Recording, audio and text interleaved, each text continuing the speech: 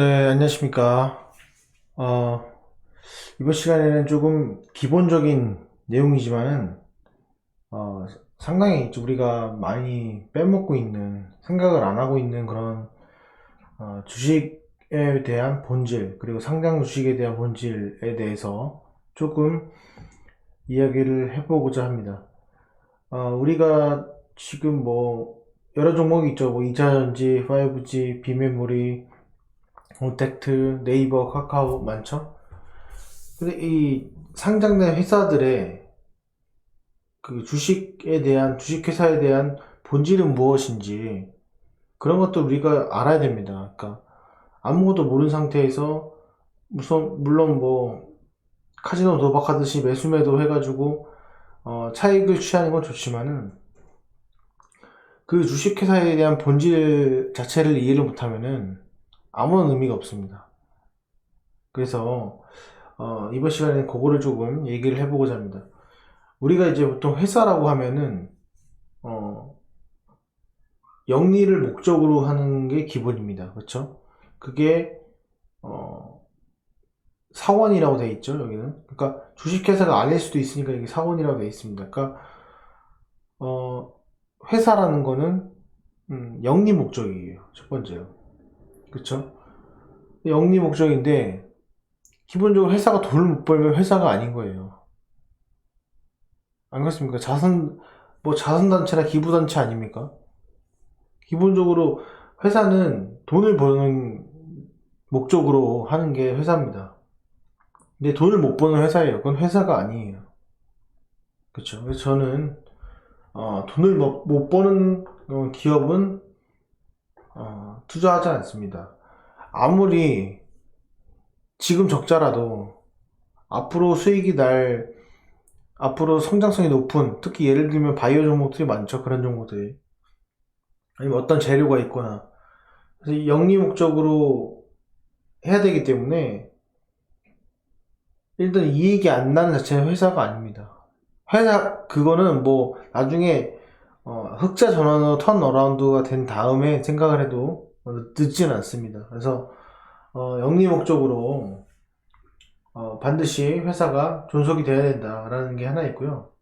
또 하나는 그 회사가 고도의 그 집단으로 바뀌게 된 순간이 이제 주식회사로 바뀌는 순간입니다. 주식회사라는 건 말 그대로 주식을 발행을 하는 거죠. 그래서 발행을 해서 설립된 회사에 대한 내용인데, 여기서 이제 포인트는 뭐냐면, 여러분들 그 주주총회 같은 데 한번 가보시면은, 대표이사가 있죠, 앞에. 맨 앞에 대표이사가 있습니다. 그리고 뒤에 주주가 있습니다. 근데 그 이사한테 뭐라고 부르냐면 의장이라고 반말로 의장 이렇게 얘기를 합니다.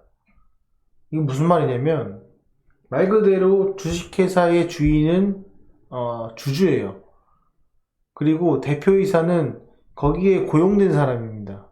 대표로 그 회사를 관리하는 것 뿐이지 주인이 아니라는 거예요. 물론 그 대표이사도 주식이 많으면은 전체 최대 주주가 되겠죠. 그러니까 최대 주주랑 대표이사랑은 다른 이야기죠. 무슨 말이냐? 우리가 지금 투자를 할 수 있고 매수 매도를 할 수 있는 거는 주식회사이기 때문에 가능한 겁니다. 그러면 주식회사의 본질이 벗어난 종목들은 투자를 하면 안 돼요. 그래서 거기서 중요한 건 뭐냐? 그 회사를 제일 잘 알고 있고 그리고 그 회사가 정말 좋다면 최대의 주주가 대표이사가 돼야 됩니다. 최대의 주주가 대표이사가 돼야지, 그게 아니라 최대의 주주가 어떻게든 개인 사업자처럼 행동을 하려고 하면 그건 문제가 되는 거예요. 그래서 여기 봐야 될 거는 뭐냐면, 추가를 하자면 개인 사업자 개인 사업자랑 대표이사가 행동하는지 봐라, 이거예요. 지금 무슨 말이냐면 주식회사에 대한 본질이 없고, 그냥 지분이 10%밖에 없어요. 지분이 5%밖에 없어요. 그게 무슨 대표이사입니까? 대표이사 맞죠? 하지만 월급쟁이 대표이사랑 다를 게 없다는 거예요. 즉, 최대의 주주 지분을 제가 많이 보는 이유 중에 하나가 뭐냐면, 정말 이렇게 좋은 회사고 좋은 기업이면, 당연히 저라도 지분은 늘릴 거예요. 왜? 투자 회사들에 의한 적대적 M&A도 받을 수가 있고요. 그리고 어떤 결정을 할 때 흔들릴 수가 있습니다. 주주들에 의해서. 그래서 그런 것들을 막기 위해서는 최대 주주의 지분이 늘려야 되는 게 정상적인 사고예요. 근데 그게 없는, 아주 그냥 개인 사업자처럼 행동하는 대표이사들. 그게 뭐가 대표적인 게 뭐죠? 횡령하거나 사기치거나 주가 조작하거나 이런 것들. 개인 사업자처럼 행동하는 사람들이에요. 그런 사람들이 많습니다. 그런 것들 피해야 되고요. 마지막으로 제가 또 드리고 싶은 말씀은 상장 주식회사라는 걸 명심해야 됩니다. 앞에 말씀드렸던 것처럼 회사, 영리를 목적으로 하는 게 맞죠. 그리고 주식회사,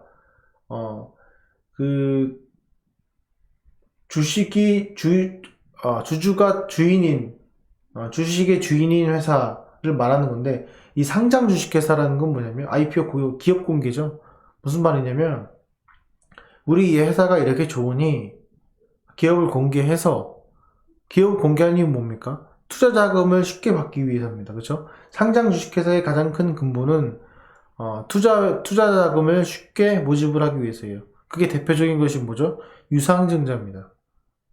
무슨 말이죠? 자신감이 있어야 되고, 지속성이 있어야 되고, 확장성이 있어야 됩니다. 특히 이제 상장 주식회사에서 가장 큰 포인트는 내가 이런 사업, 현재는 1공장을 갖고 있지만, 내가 지금 확대를 하기 위해서 2공장, 3공장이 필요한데, 기업 공개를 하지 않으면 2공장, 3공장을 짓는데, 본인의 돈으로만 할 수가 있어요. 하지만, 확장성을 우리가 2공장, 3공장을 늘리기 위해서 기업 공개를 통해 유상증자를 모집을 하고 거기에 대해서 시설 투자 자금으로 모집을 한다면은 충분히 확장성이 빠르게 진행되거든요. 그러니까는 결과적으로는 회사의 근본적인 거 그리고 주식 회사의 근본적인 것들 지키면서 상장 주식회사의 확장성, 그렇죠? 새로운 사업에 진출을 하는지 새로운 것들에 확장을 하는지 기존에 있던 걸 더 잘하려고 하는지 이런 것들을 보시면 그게 설령 유상증자라도 그 회사는 성장할 거예요. 그러니까 이거 정말 기본적인 내용이라고 생각이 들지만 여러분 생각해 보십시오. 회사가 돈을 못 벌고 주식회사의 대표이사가 개인 사업자처럼 행동하고 그리고 지분이 적고 그리고 더 이상 확장하려고 하지 않고 투자하려고 하지 않고 그렇죠? 그거를 그냥 배당금 나눠먹기로 다 나눠주고 회사는 적자가 되는 이런 말도 안 되는 상황이 벌어집니다. 그런 것들을 최소한 내가 투자를 한다면은 이런 세 가지의 이슈에 대해서 정리를 하시고 꼭 본인이 어떻게 투자를 해야 될지 한번 정립을 해보시기 바랍니다. 그래야 나중에 회사가 없어지는 일이 발생을 하게 되는데 그런 불미스러운 상황에서 내 주식은 거기에 포함되지 않는 그런 현명한 투자자가 됐으면 좋겠습니다. 자, 오늘 영상은 여기까지 하겠습니다. 감사합니다.